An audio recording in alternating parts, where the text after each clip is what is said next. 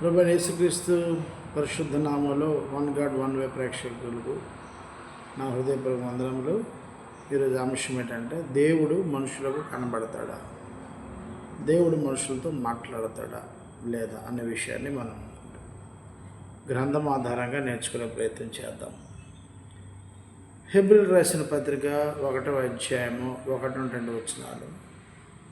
పూర్వకాలమందు నానా సమయములలో నానా విధములుగాను ప్రవక్తల ద్వారా మన పితరులతో మాట్లాడిన దేవుడు ఈ దినముల అంతమందు కుమారుని ద్వారా మనతో మాట్లాడాను. ఆయన కుమారుని సమస్తమునకు వారసునిగా నియమించెను, ఆయన ద్వారా ప్రపంచం నిర్మించెను అన్నాడు. అంటే పితరుల యుగంలో దేవుడు ఎలా మాట్లాడాడు, ధర్మశాస్త్ర యుగంలో దేవుడు ఎలా మాట్లాడాడు, అలాగే క్రైస్తవ యుగంలో దేవుడు ఎలా మాట్లాడాడు అనే విషయాన్ని ఈ పాఠం ఆధారంగా నేర్చుకున్నాం. బైబిల్ మనకి 3 కాలాలుగా లేదా 3 యుగాలుగా ఉన్నట్టు మనకు సూచిస్తుంది. 1 పితరుల యుగము, 2 ధర్మశాస్త్ర యుగము లేదా మోషే యుగం అంటారు, 3వది క్రైస్తవ యుగం. ఇది ప్రజెంట్ కాలం. అయితే దేవుడు పితరుల కాలంలో కానీ ధర్మశాస్త్రంలో కానీ క్రైస్తవ నేడు కాలంలో కానీ నిజంగా దేవుడు మాట్లాడుతున్నాడు మనుషులతో. నిజంగా మనుషులు దేవుడిని చూడగలుగుతున్నారా అనేది మనం ఈరోజు నేర్చుకునే ప్రయత్నం చేద్దాం. మొదలుగా కొలస్సీయులకు రాసిన పత్రిక 1వ అధ్యాయం 15 వచనం మనం ఆలోచన చేస్తే, కొలస్సీయులకు రాసిన పత్రిక 1వ అధ్యాయం 15 వచనంలో ఆయన అంటే దేవుడు అదృశ్య దేవుని స్వరూపి అయి సర్వసృష్టికి ఆది సంభూతుడై ఉన్నాడు అన్నాడు. అంటే ఇక్కడ దేవుని యొక్క రూపాన్ని ఇక్కడ మనకి పరిశుద్ధాత్ముడు బయలుపరుస్తూ ఉన్నాడు అపొస్తలుల ద్వారా. ఏంటని? దేవుడు అంటేనే అదృశ్యుడు. అదృశ్యుడు అంటే కంటికి కనబడినవాడు, అంటే ఈ బాహ్య నేత్రాలకైనా కనబడేవాడు కాదు. ఆయన చూడాలి అంటే మనోనేత్రాలతో చూడాలి తప్ప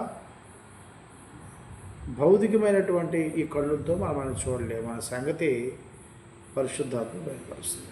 అంటే దీన్ని బట్టి దేవుణ్ణి చూసే అవకాశం లేదు అనే సంగతి గ్రంథకర్త వివరిస్తున్నాడు. మరి చాలామంది నేను దేవుణ్ణి చూస్తున్నాను అంటున్నారు. అబద్ధమే కదా, తప్పే కదా. దేవునికి భిన్నంగా అది మాట్లాడడం కదా, దేవుణ్ణి ఎదిరించి మాట్లాడమే కదా మాట. అంతేకాకుండా హెబ్రీయులకు రాసిన పత్రిక 11వ అధ్యాయము 6వ వచనం మనం చూస్తే, విశ్వాసం లేకుండా దేవునికి ఇష్టడై ఉండుట అసాధ్యము, దేవుని యొద్దకు వచ్చేవాడు ఆయన ఉన్నాడనియు తన్ను వెదుగు వారికి ఫలము దయచేయువాడనియు నమ్మవల్ని కదా అన్నాడు. అంటే ఇక్కడ మొదటగా ఒక వ్యక్తి విశ్వాసము ఏంటా విశ్వాసం అంటే దేవుడు అసలు ఉన్నాడు అని నమ్మడమే విశ్వాసం. నేను చూస్తే నమ్ముతాను, లేకపోతే ఆయన నాతో మాట్లాడితేనే నమ్ముతాను, లేకపోతే నాకు ఆయన ఏమైనా కార్యం చేస్తేనే నమ్ముతాను అనేది విశ్వాసం కాదు. గ్రంథకర్త ఏమంటాడంటే దేవుడు అదృశ్యం, దేవుడిని మనుషులు చూడలేరు, దేవుడు యొక్క స్వరాన్ని మనుషులు వినలేరు. మరి దేవుణ్ణి చూడటం అంటే ఏంటంటే విశ్వాసము లేకుండా దేవునికి ఇష్టడై ఉండటం అసాధ్యము. దేవుని యొద్దకు వచ్చేవాడు ఎవడైతే దేవుడు ఉన్నాడని వస్తున్నాడో ఆయన ఉన్నాడు ఆయన ఖచ్చితంగా తన్ను వెదుగు వారికి ఫలం దయచేవాడని నమ్మాడు. ఆయన పేరు తెలుసుకోవాల్సిన అవసరం లేదు, ఆయన ఎక్కడ ఉంటాడో తెలుసుకోవాల్సిన అవసరం లేదు. అసలు దేవుడు ఉన్నాడు, ఆయనకి ఏదో ఒక పేరు ఆపాదించి పిలవకూడదు. దేవుడు ఉన్నాడు అని నమ్మాలి. ఆ దేవుడిని ఉన్నాడని నమ్మితే నాకు ఆయన ఫలాలు ఇస్తాడు, అంటే నన్ను పోషిస్తాడు, నాకు ఏది అవసరమో అది ఆయన చూసుకుంటాడు అనే విశ్వాసం గొప్ప. అంటే దేవుడి యొద్దకు వచ్చుటకు ఒక వ్యక్తికి ఉండవలసినటువంటి బేసిక్ మెథడ్ ఏంటంటే విశ్వాసం. అందుకంటాడు 27వ వచనంలో, హెబ్రీయులకు రాసిన పత్రిక 11వ అధ్యాయం 27వ వచనంలో, విశ్వాసమును బట్టి అతడు అదృశ్యమైన వాడిని చూచుచాడు. అంటే దేవుడు ఏ మనిషికి కనబడే అవకాశం లేదు. అటు మొదటి మనుషులను ఆదాము మొదలుకొని నేటి తరం వరకు దేవుణ్ణి చూచిన వాడు ఎవడు లేడు. కాబట్టి గ్రంథకర్త ఏమంటాడంటే, నీవు దేవుణ్ణి చూడాలి అంటే అసలు దేవుడున్నాడు అని నమ్మడమే విశ్వాసం. ఆ విశ్వాసమే నిన్ను ఆయనకి దగ్గర చేరుస్తుంది, ఆయనను అంగీకరించే పరిస్థితి ఉంటుంది.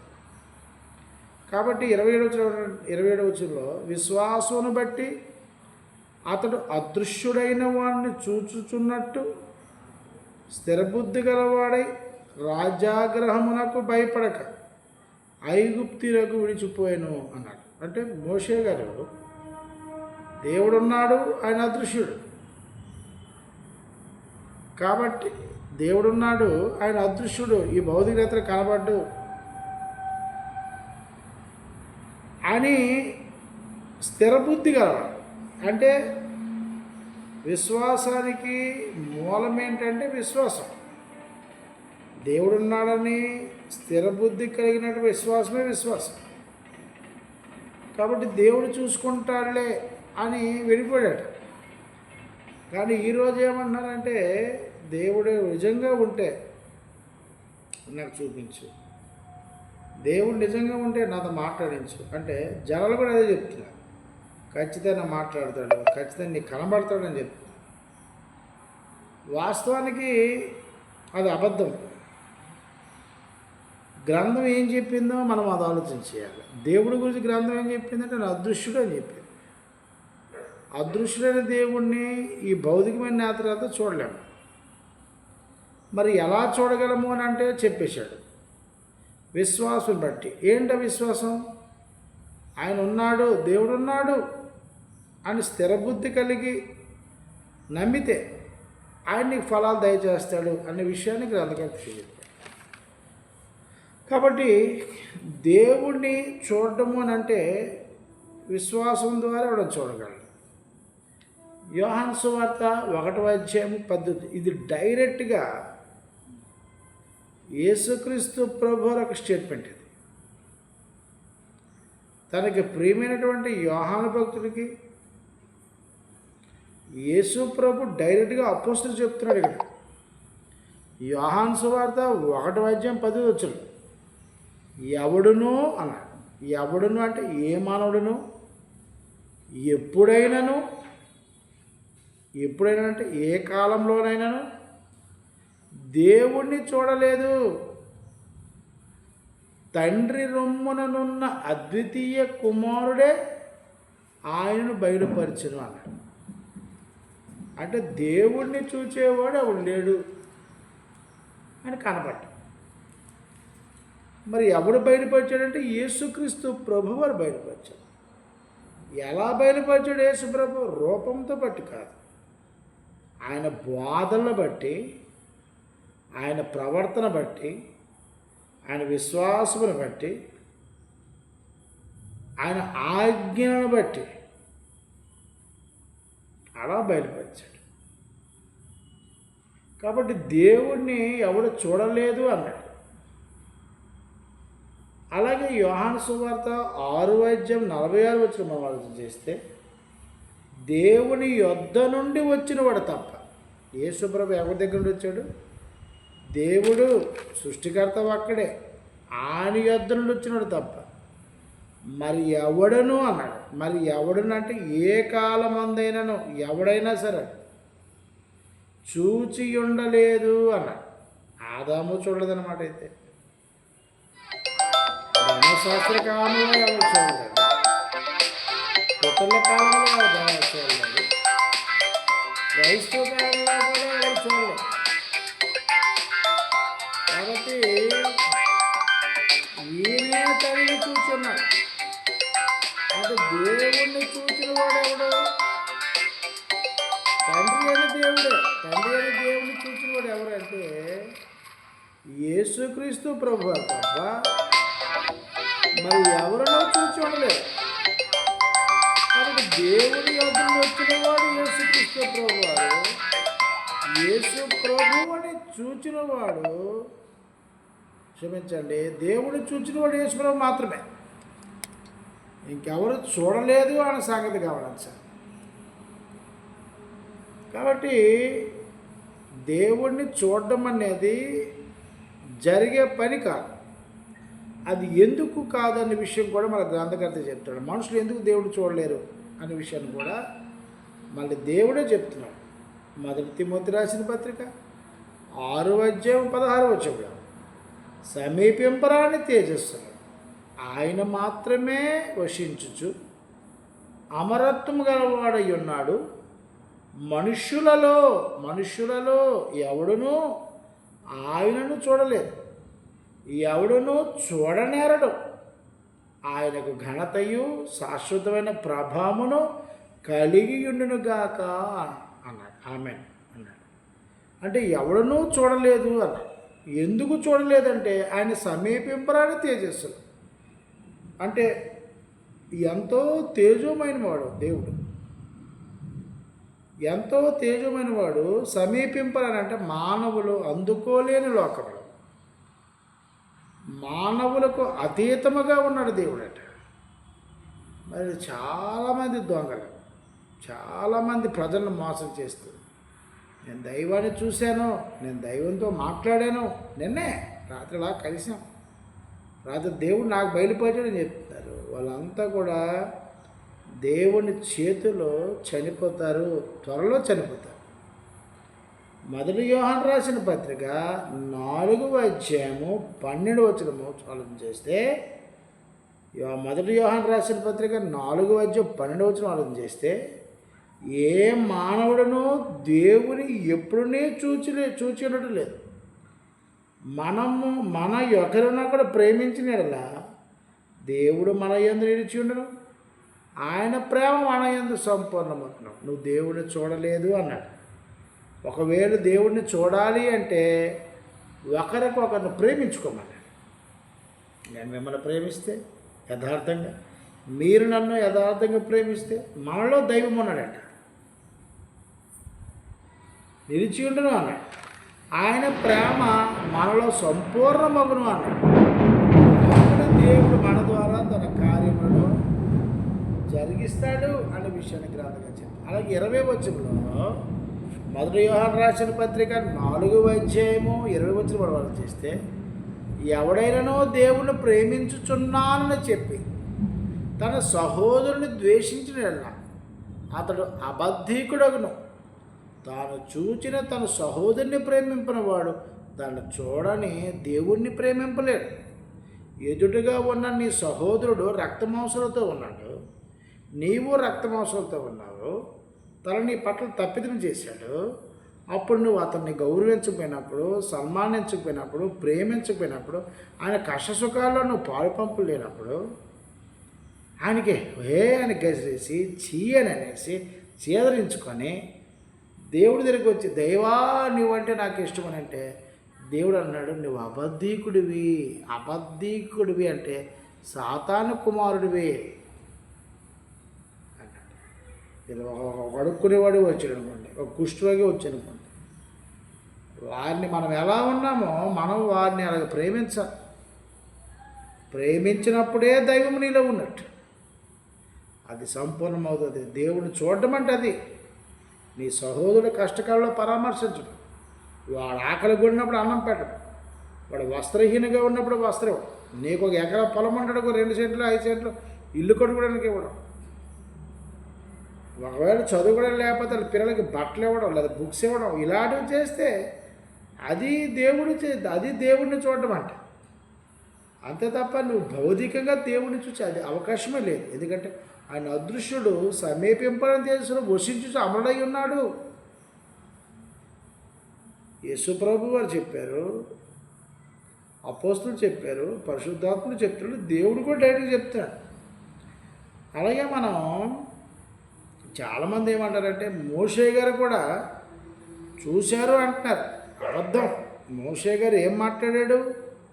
నిర్గమాకాండము 33:13 నిర్గమాకాండము 33:13 కాబట్టి నీ కటాక్షము నా ఎడల కలిగిన ఎడల నీ కటాక్షము నా ఎడల కలుగునట్లుగా దయచేసి నీ మార్గమును నాకు తెలుపుము, అప్పుడు నేను నిన్ను తెలుసుకుందును. చెత్తగొంచుము, ఈ జనము నీ ప్రజలే కదా అని అన్నాడు. నేను చూస్తున్నాను లేదు, నీ మార్గం నాకు తెలుపు.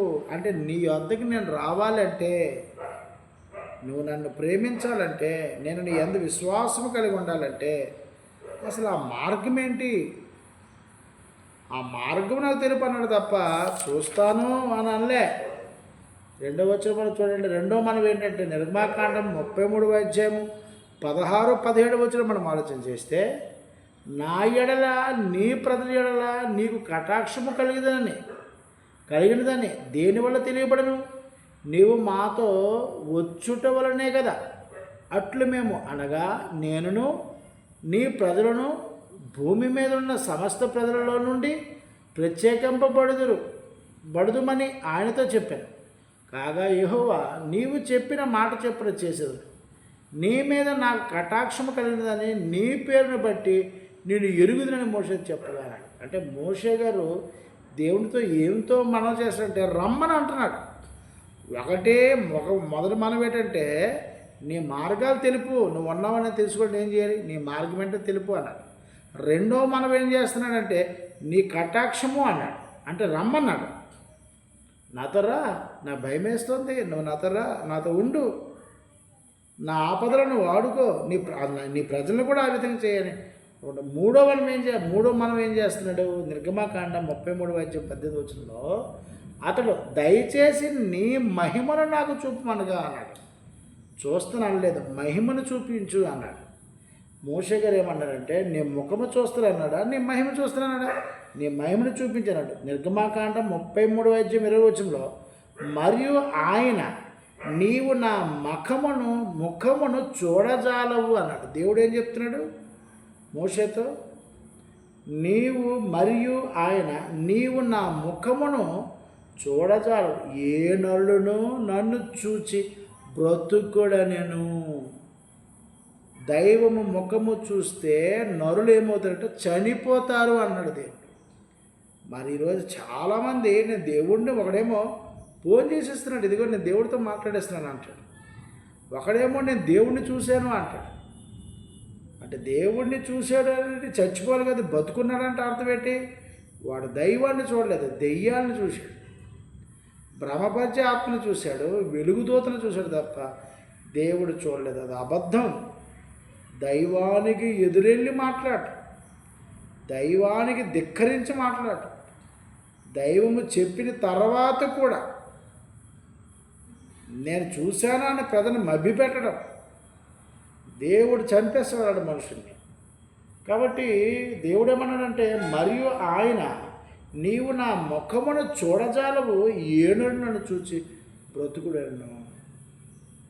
మనుషులు మనం చూడగలం కానీ దైవాన్ని చూసే అవకాశమే లేదు. నిర్గమాకాండము 33వ అధ్యాయం 11వ వచనంలో, నిర్గమాకాండం 33వ అధ్యాయం 11వ వచనంలో ఫ్యాన్ వేసుకుంటున్నాడు. మనుష్యుడు తన స్నేహితుడితో మాట్లాడినట్లు యెహోవా మోషేతో ముఖాముఖిగా మాట్లాడుచుండెను. మరి అక్కడేమో చూడలేదు అని అన్నాడు. అంటే చూస్తే చనిపోతామని చెప్పాడు. అంటే దేవుడు మనుషులకి కనబడే అవకాశం లేదన్నాడు. మరి దేవుడు మాట్లాడితే మనుషులు బ్రతకగలరా? మరి దేవుడు ఎప్పుడైనా మనుషులతో మాట్లాడా అనేది మనం ఆలోచన చేస్తే ఇక్కడ నిర్గమాకాండం 33:11 ఏమంటాడంటే మనుషుడు తన స్నేహితుడితో మాట్లాడినట్లు యెహోవా మోషేతో ముఖాముఖిగా మాట్లాడుచుండెను అన్నాడు. మరి ముఖాముఖిగా మాట్లాడుతున్నాడు, కనబడలేదు కానీ మాట్లాడుకున్నారట ఇద్దరట. అదే మనం ఆలోచించేద్దాం ఎంతది కరెక్టో.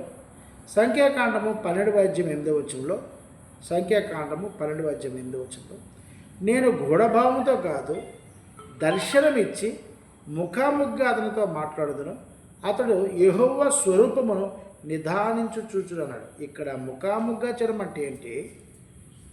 ఇక్కడ దేవుని స్వరూపము నిదానించి చూడడం ఏంటి అని ఆలోచన చేయాలి. ఉదాహరణకి కరెంట్ ఉంటుంది, కరెంట్ మనం చూడలేం, దాని వైర్లు చూస్తాము, బయట కరెంట్ వైరు ఉంటుంది, లోపల తీగలు చూస్తాం, కానీ కరెంట్ని ఎవడు చూడలేదు. ఎలా చూడగలము?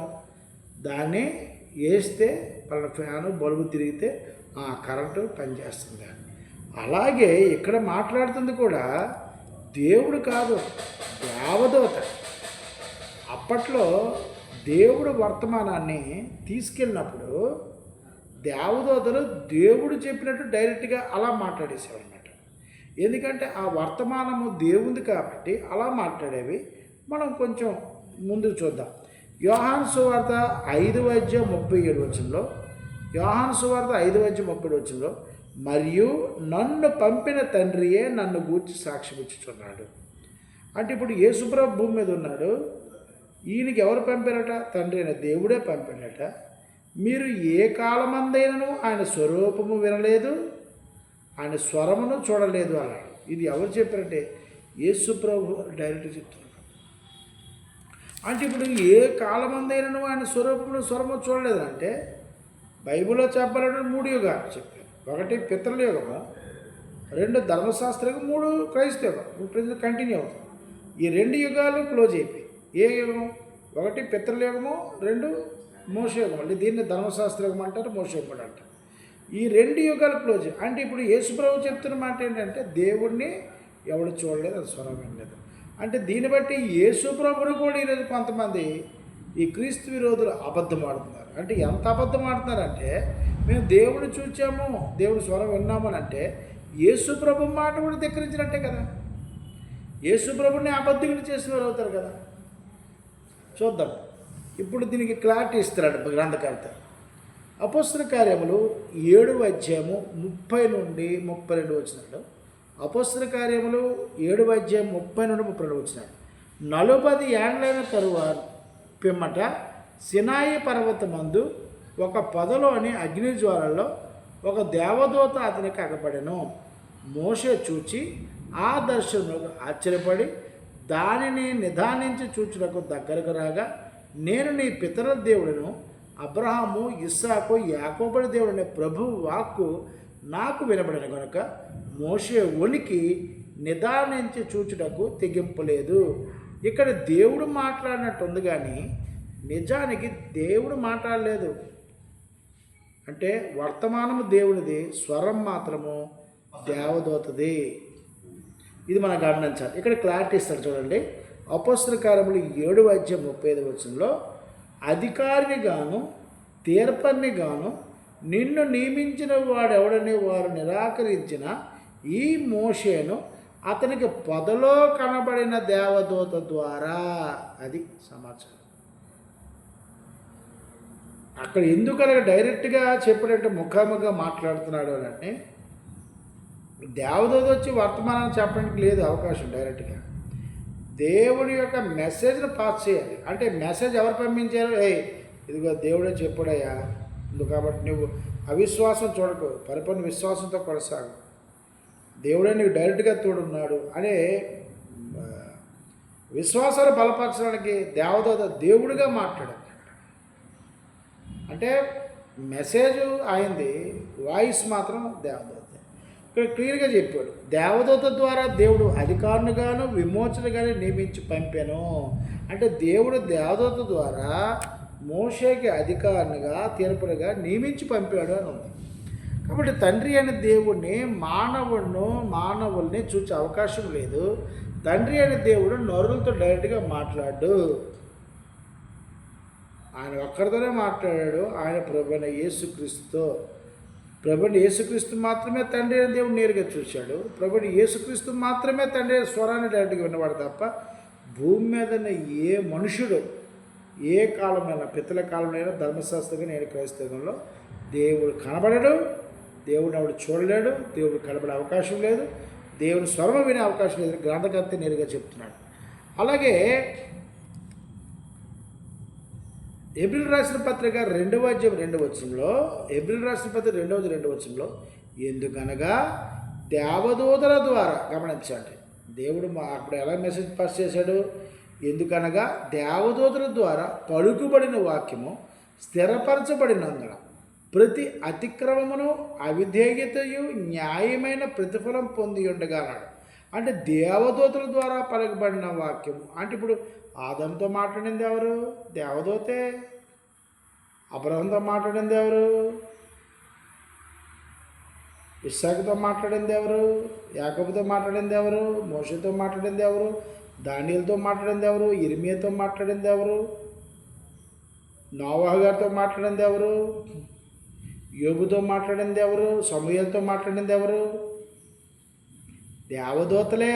దేవదూతల ద్వారా మాత్రమే దేవుడు మెసేజ్ పాస్ చేశాడు. అందుకే అంటాడు హెబ్రీ పత్రిక 1:1 పూర్వకాలమందు నానా సమయంలో నానా విధములుగా మన పూర్వీకులతో మన పితరులతో మాట్లాడిన దేవుడు అన్నాడు. ఎలా మాట్లాడాలి అందరితో అంటే దేవదూతల ద్వారా, వాళ్ళ ద్వారా రాయబడ్డాయి. చివరికి యేసుక్రీస్తు యొక్క జననము కూడాను ఆ వర్తమానం దేవదూత ద్వారానే పంపించాడు.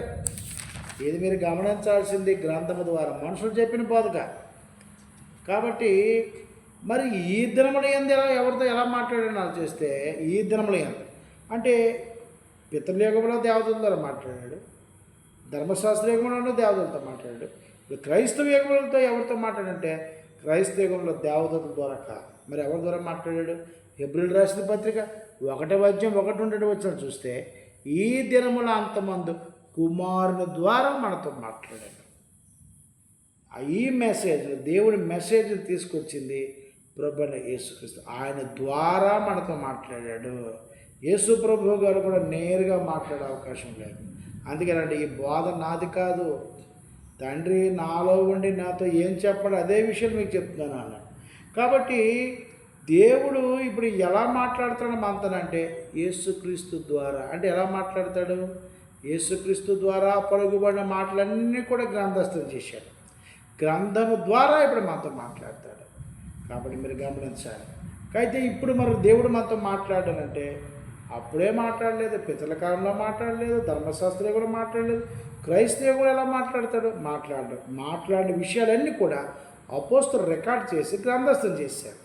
మరి ఎలా పిలుస్తాడంటే ఏదైతే ఈ బోధ ఉందో, పరిశుద్ధ గ్రంథం రాయబడిన ఈ బోధ ఉందో, ఈ బోధలున్న విషయాలు మనము ఏ కాలం చెందిన వారము, ఇవి ఏ కాలంలో ఎవరెవరితో మాట్లాడాడు, ఈ కాలంలో ఏ బోధను రక్షిస్తుంది అనే విషయాన్ని అపోస్తలులు సువార్త ద్వారా మనల్ని పిలుస్తాడు దేవుడు. అపోస్తలుల బోధ ఏదైతే ఉందో ఆ బోధ ద్వారా, అంటే సువార్త ద్వారా, గ్రంథస్థం చేయబడిన బోధ ద్వారా దేవుడు మనల్ని పిలుస్తాడు.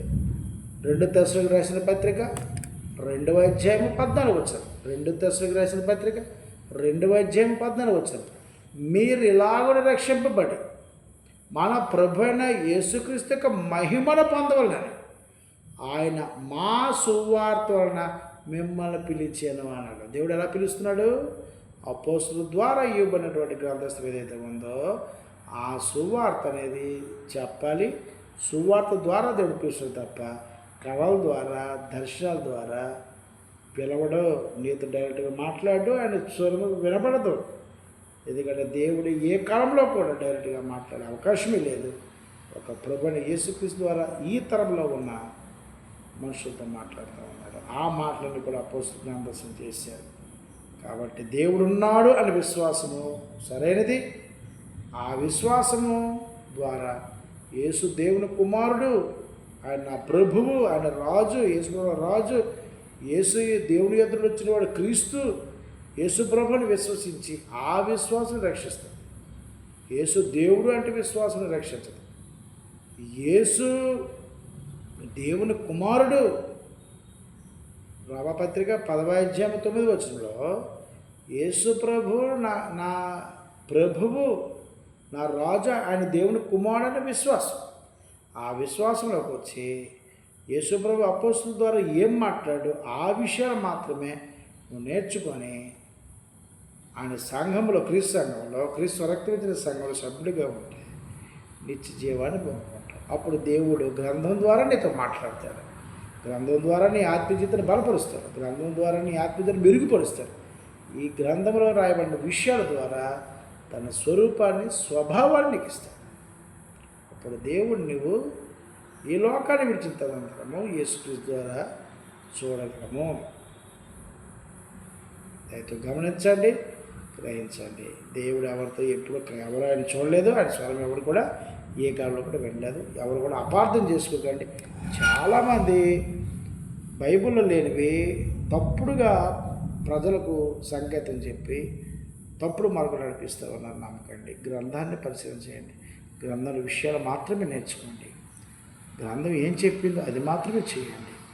మానవ అభిప్రాయాలు కోకొల్లలు అది మనకు అనవసరం. దేవుని అభిప్రాయము యేసుక్రీస్తు వారు తీసుకొచ్చారు. యేసుక్రీస్తు యొక్క అభిప్రాయాన్ని దేవుని అభిప్రాయం కనుక అభిప్రాయాన్ని మనం గౌరవించాలి, అది రెస్పెక్ట్ చేయాలి. ఆ రెస్పెక్ట్ చేసిన విషయాలు మనం నేర్చుకొని మన బ్రతుకు జీవితం మార్చుకొని దేవుని మహిమను నిరంతరం పొందుకోవాలి. అది దేవుని యొక్క ఆకాంక్ష. దేవునికి నచ్చినట్టు మనం బ్రతికితే దేవుడు మన పట్ల మనకేది అవసరమో ఆయన అవసరాన్ని కూడా తీరుస్తాడు. ఈ వీడియోని నచ్చితే లైక్ చేయండి, షేర్ చేయండి, కామెంట్ చేయండి, మీ అభిప్రాయాన్ని తెలియజెప్పండి. మరొక వీడియోతో మళ్ళీ కలుసుకుంటాం. మీ అందరికీ నా హృదయపూర్వక